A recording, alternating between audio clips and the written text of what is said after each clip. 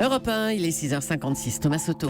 Le vrai faux de l'info de la matinale, Géraldine Vosner, bonjour. Bonjour Thomas. Ce matin, la réalité qui se cache derrière les chiffres de la Fondation Abbé Pierre. Christophe Robert était votre invité hier matin pour présenter le bilan chaque année plus alarmant du mal logement en France. Il y a 12 millions de personnes qui, elles, rencontrent des difficultés pour se chauffer.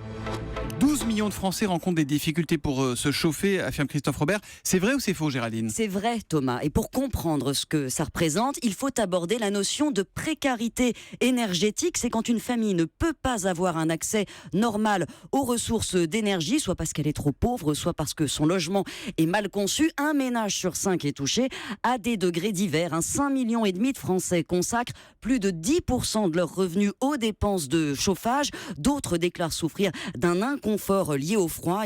Souvent, ils se restreignent eux-mêmes. L'Observatoire de la précarité énergétique considère qu'un noyau de 2 600 000 Français souffrent réellement du froid, n'arrivent pas à payer leurs factures et que 12 millions de personnes sont touchées à des degrés divers. Alors hier, plusieurs candidats à la présidentielle sont allés rencontrer la Fondation Abbé Pierre et elles ont avancé des propositions. Le chèque énergie, une aide aux plus modestes, sera bientôt mise en place. Ça va dans le bon sens, ça ou pas, le chèque énergie ? Alors, c'est une avancée, effectivement, mais insuffisante, Thomas, car le coût de l'électricité, du gaz en France reste modéré. Les tarifs sociaux existent, s'étendent, et pourtant, le nombre de personnes mal chauffées ne cesse de s'accroître.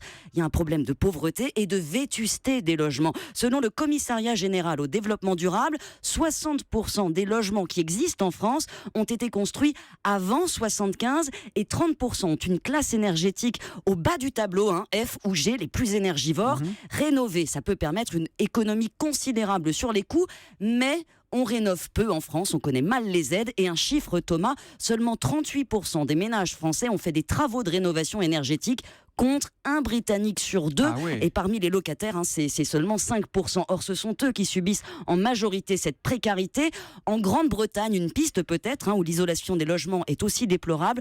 On a pris une mesure radicale. Dès avril 2018, les logements de classe énergétique inférieure à eux seront interdit carrément à la location. Carrément interdit à partir de 2018. Le vrai faux de l'info signé Géraldine Vosner. Merci Géraldine.